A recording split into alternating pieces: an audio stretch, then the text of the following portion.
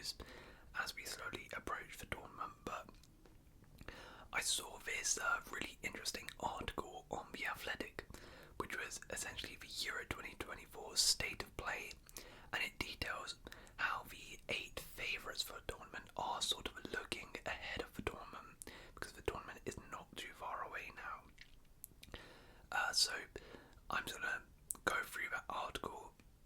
I'll put a link to that in the description, because it was really, really interesting in terms of it details what's going well for the nation, not going well, the young players who could make the squad, the star who can miss out, how the general nation is feeling about their hopes, and a sort of storyline to watch out for. So we're going to have a look at those today, a little bit of a, I guess, preview for these 8 nations, and as I said before, this is one of many videos I have planned as we lead up towards the Euros, but it's just a little bit of an early taste as to the state of play of some of these European giants. But anyway, hopefully you guys do enjoy, and let's begin with England. So, what's going well? Gareth Southgate will fly to Germany with more attacking talent at his disposal than he has ever had for a major tournament.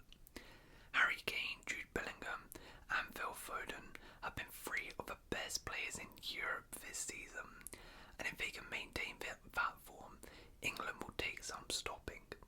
Alongside them, there's also the likes of Bukayo Saka, Marcus Rashford if he can get his form back on track, Jack Grealish as well, Ollie Watkins who's been on fire. So England have some real top quality attacking talent. Now what's not going well? Questions about depth at centre back. John Stones is playing well for Man City, but Harry Maguire is injured at Man United, while Crystal Palace's Mark Gay has just had knee surgery that will rule him out of the March internationals against Brazil and Belgium. England do not have many other tested options at the position, so if Stones, who is injury prone, is out for the Euros and Maguire, who is currently injured, misses out, then it's unclear who will be playing at centre back.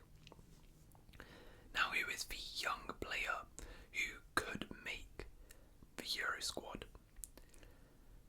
Eberechi Eze has already made his debut with 2 substitute appearances in 2023, and while England have lots of talent in creative positions already, he could still earn himself a prominent role in Germany, having reminded Southgate of what he can do with a brilliant free kick goal for Palace against Spurs recently. And who was the star man who might not? Mason Mount was an integral player at the previous Euros and the World Cup a year later, but he has not played for England since their quarter-final loss to France in the latter. His move from Chelsea to Man United last summer has been badly hit by injuries. He has only played 400 Premier minutes this season, and none since early November. This tournament may well have come at the wrong time for him. How is the nation feeling about England's chances? The public have generally been squarely behind the team during Southgate's era, but there's also been a degree of Southgate fatigue from a section of the fan base, frustrated by his style of play and the sense that he is not making the most of the talent available. It'll be interesting to see in Germany, with huge English crowds expected to attend, how that dynamic plays out. But the feeling is this is essentially the last chance for Southgate to achieve something with this squad.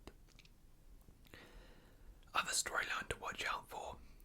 Well, I briefly mentioned it here, but Southgate's contract expires at the end of the year, and the expectation is that this will be his last tournament.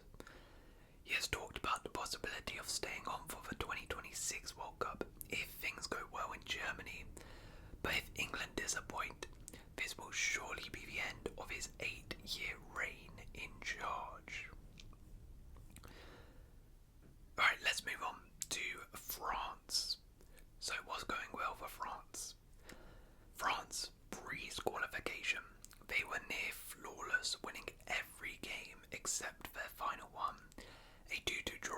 away against Greece, where they had already booked their place in Germany.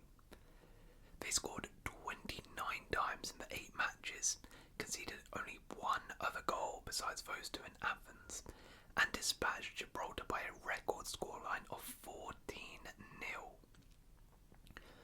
Their strength in depth, combining tournament experience with a new batch of young, talented upstarts, means coach Didier Deschamps has an autonomous side at his disposal. Now, what's not going well? Deschamps has a few fitness and form concerns.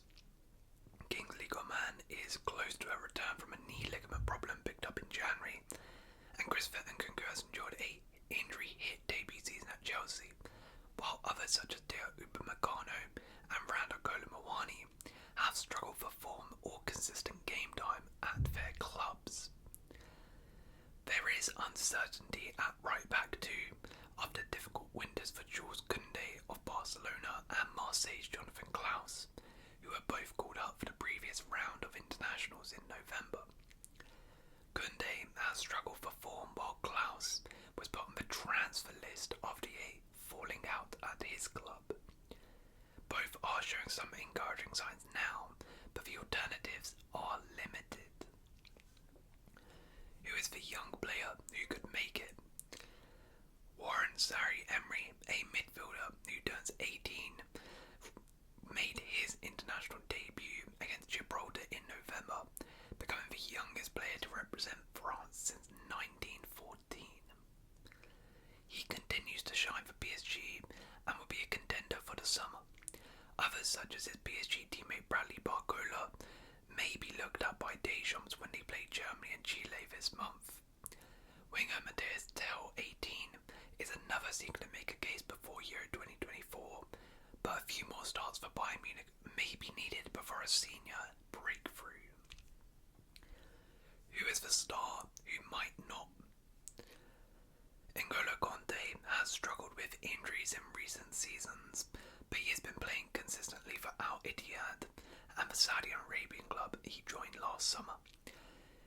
His move outside of Europe has not removed him from Deschamps' radar. In November, the coach insisted Kanté was still selectable, but it will be a challenge for a player who turns 33 this month to earn a recall, with midfield options such as Tchouameni, Camavinga, Adrien Rabiot, and Zaïre-Emery. Now, how is the nation feeling about France's chances? This is an important 12-month for French sport, having hosted the Rugby Union World Cup in the autumn, and with the Olympics based in Paris to come later this summer, just a couple weeks after Euro 2024 ends. The football team, led by Kylian Mbappe, are a flagship for French success, and following a strong World Cup title defence, expectations remain high for this talented squad to deliver again. That brings pressure, and their last European Championship experience, a round of 16 exit to Switzerland, offers caution. But with this squad and coach, the French public will see themselves as favourites. The other storyline to watch out for: Mbappe's future will reside away from PSG, but their long divorce could yet cast a shadow over France's preparations. PSG head coach Luis Enrique has insisted his team need to get used to playing without their star man, and that has seen Mbappe's minutes drop recently, with some eye-catching substitutions, including being hauled off at half-time away at Monaco. Whether this trend continues remains to be seen, but reduced minutes for the France captain is not ideal preparation for the summer tournament. It is one to watch as Mbappe's PSG departure draws nearer. Moving on to Spain, what's going well for Spain? Spain recovered from a dodgy start to qualifying, including a 2-0 loss to Scotland, to easily win their group. 21 points from the 8 games, with 25 goals scored and 5 conceded, was a pretty good record, especially in a group containing a Norway side that includes Erling Haaland and Martin Odegaard. Coach Luis de la Fuente has has also recovered more or less from the reputational damage he suffered for applauding Luis Rubiales' infamous speech in the wake of the controversy at the Women's World Cup final. Now, what's not going well? In his first year as the coach, De La Fuente used 47 players, including 6 left-backs, and handed out 12 new caps. So he has yet to settle on his best squad, never mind a favoured ex-side. Aymeric Laporte moved from Man City to the Saudi team last summer was a particular blow, as centre-back is a bit of a problem position. Who is the young player who could make it? At first, it seemed De La Fuente fast-tracked Barcelona's latest wonder-kid Lamine Yamal into the Spanish senior setup last autumn, so he could not represent Morocco or Ecuador or Guinea, for whom he was also eligible. But after 2 goals in his first 4 senior caps and impressive Champions League and La Liga showings, the wide attacker looks certain to be in the squad that goes to Germany, when he will still be just 16. Who is the star who might not?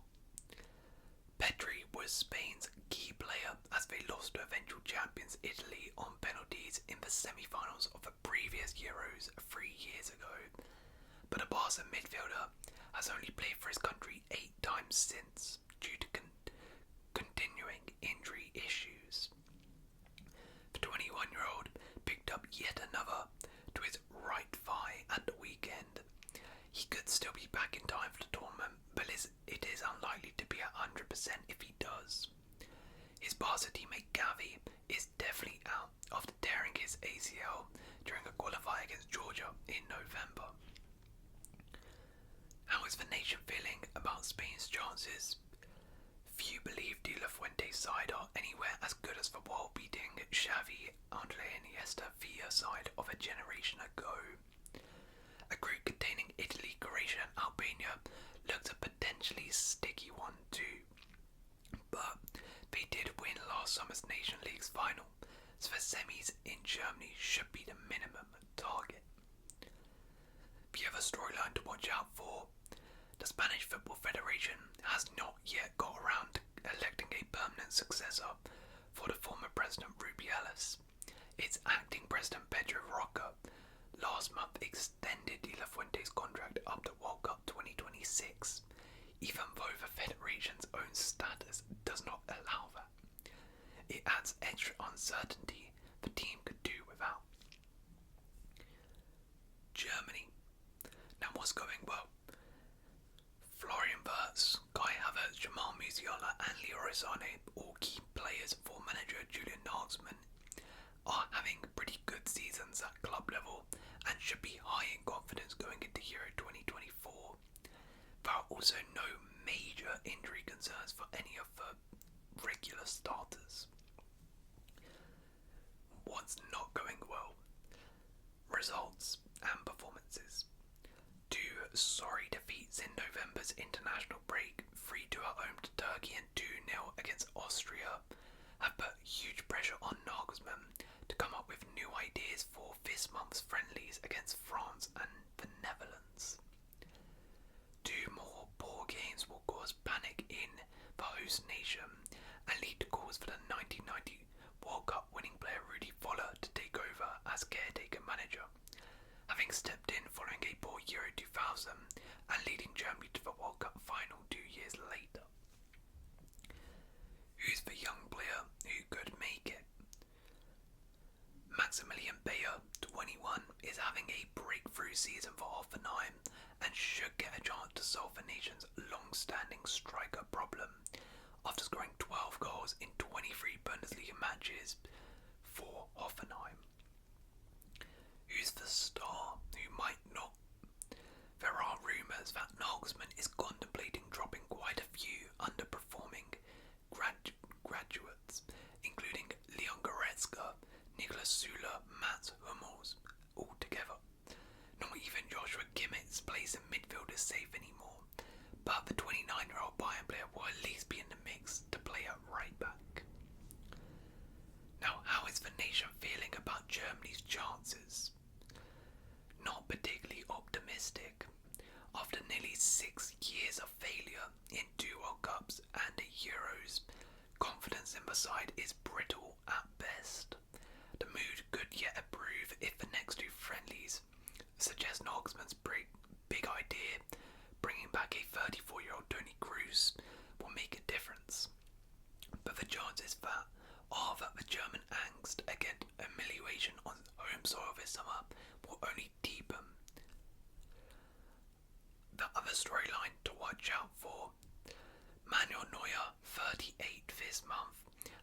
restored in goal following his long absence.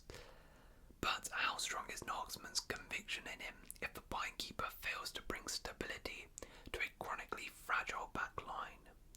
During his time in charge in Munich from 2021 to 2023, Nagelsmann wasn't Neuer's biggest fan. Marc-Andre ter Stegen's back injury for Barcelona has dialed down the rivalry in goal, but any mistake from Neuer could usher in a repeat of the Oliver Kahn-Jens Lehmann war for the number 1 spot. Alright, let's move on to Portugal. So what's going well? Pretty much everything.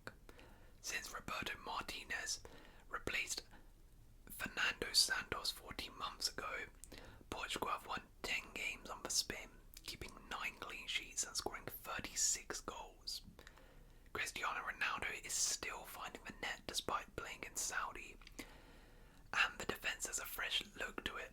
The brilliant Diego Costa has finally shoved Rio Prijo into the scrapyard. That was not going well. It seems hard to nitpick too much, but there are some lingering questions. How will that form hold up when Portugal actually face someone decent? Is the Saudi Pro League competitive enough to get Ronaldo up to full speed come June? Can Martinez, the king of qualifiers from his Belgium days, actually do it in a tournament? These are questions that will be looming over the Portuguese national side. Who is the young player who could make it? The 19-year-old Joao Neves looks a good bet to make Martinez's final squad after nailing down a starting place in the Benfica side this season. Neves has only made 3 brief substitute appearances for the senior Portugal team, but is seen as a regular in waiting and possibly even captain material. Who is the star who might not? Portugal are not exactly sure on attacking options, but there will still be some nail-biting over the fitness of Diego Jota in the run-up to the tournament. The forward was taken off a stretcher in Liverpool's victory against Brentford last month, with Jurgen Klopp suggesting he faces months on the sidelines. How's the nation feeling? Pessimism is just about as much of a national sport as football, but there is no doubt that Martinez has breathed a little excitement into Portuguese hearts. The stodginess of the late Santos era has given way to flowing football, and there are plenty of proven winners in the squad. If they can build momentum during the group games, hopes will be high. The other storyline to watch out for: it remains to be seen whether Pepe, who celebrated his 41st birthday last week but is still performing well at Porto, will sneak into the final squad. But we have already reached the end of his time as a starter for Portugal. Instead, Ruben Dias of Man City will play alongside one of the 2 bright young talents. Gonzalo Inácio of Sporting Lisbon looks the most likely to play, but Benfica's 20-year-old Antonio Silva is arguably an even more exciting long-term prospect. So it'll be interesting to see who the centre-back pairing is. Let's move on to Italy. So what's going well?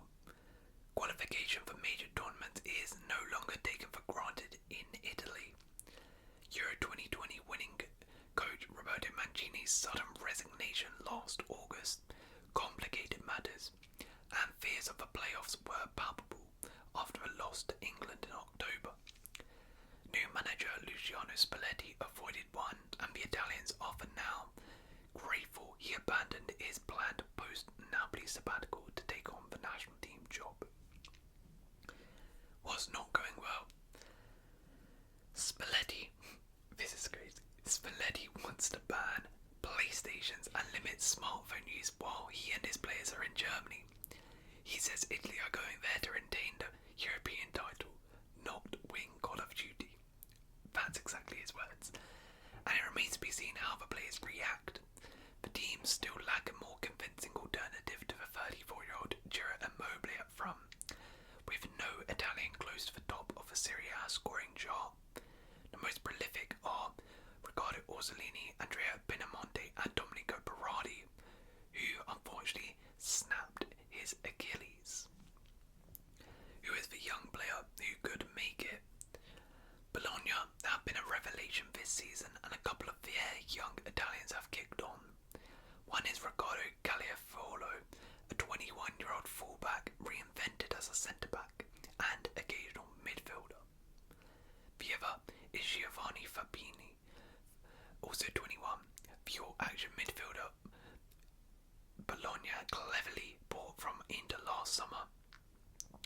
The only issue for them is that Italy are stacked in defence and midfield. Who is the star who might not? It would come as no surprise if Spalletti did not take Federico Chiesa to Germany, but he is not an automatic starter for Juventus at the moment. Their coach, Allegri, seems to prefer Kenan Yildiz playing off striker Dusan Vlahovic, and there's a sense Chiesa still needs careful management after his ACL 2 years ago. Whistled from his own fans against Frosinone last month, he has less than 18 months on his deal, so it's very, very unclear what his role will be at the Euros. How is the nation feeling about Italy's chances? Italy are the holders, but failing to qualify for back-to-back World Cups on either side of that has brought the national team crashing back down to earth. They are a side in transition.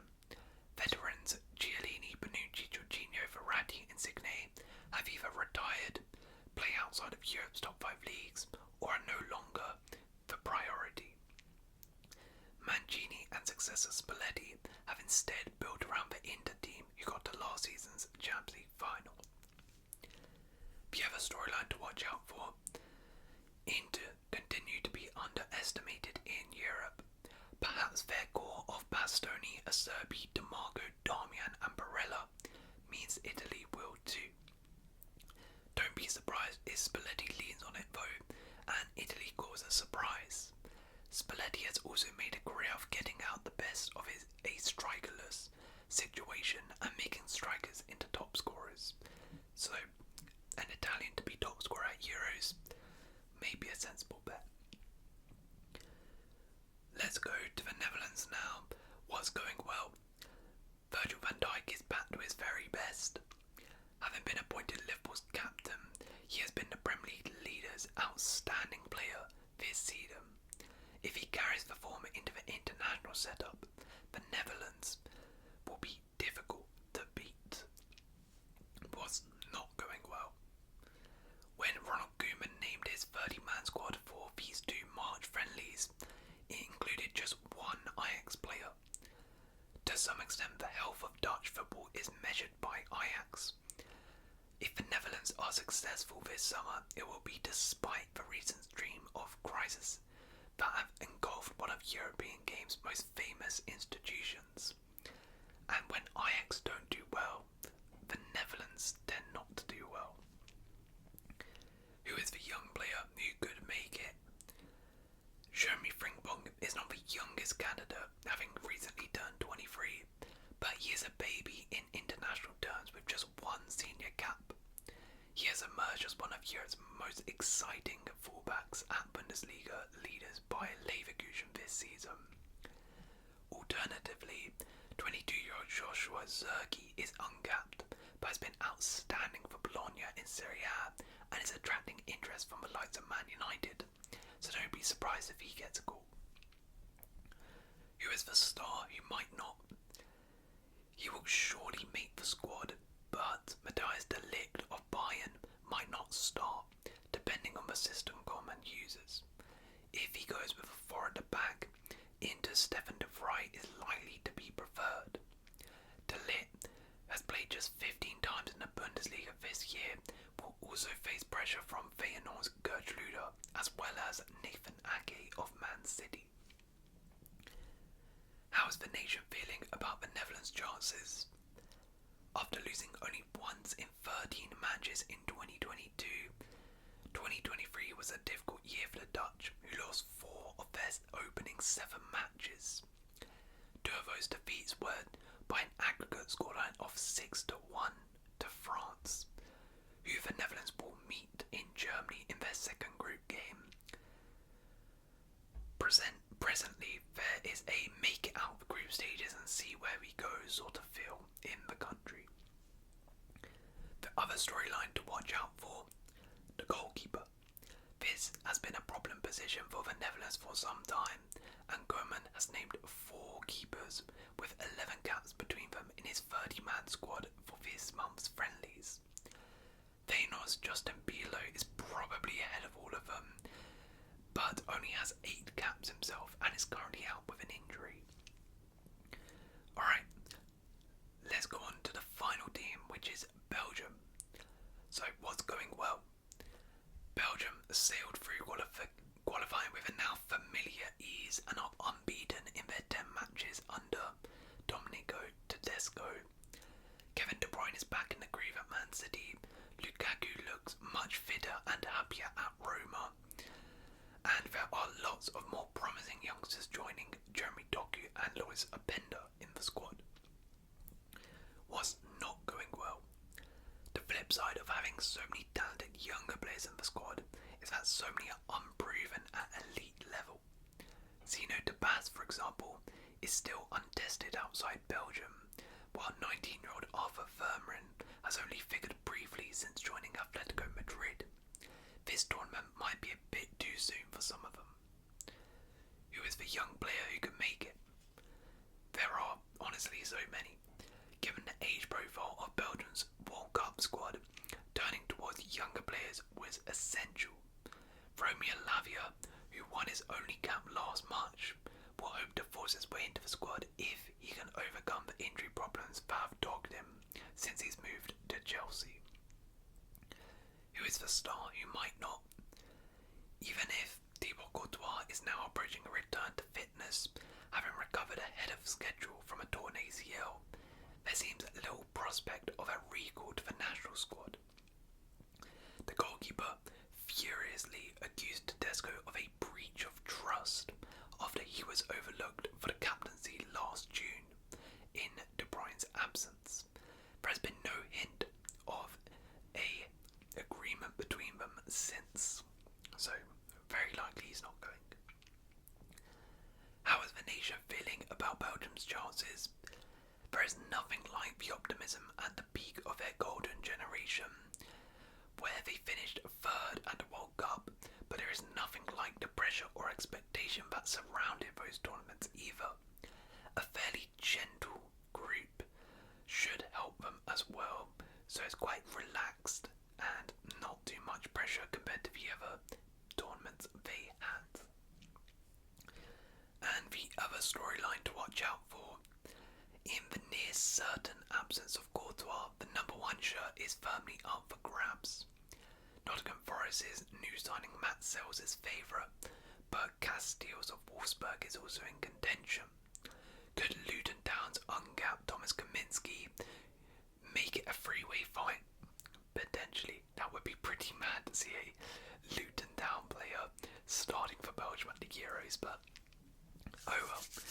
Anyway, there you guys go. That is the Euro 2024 state of play.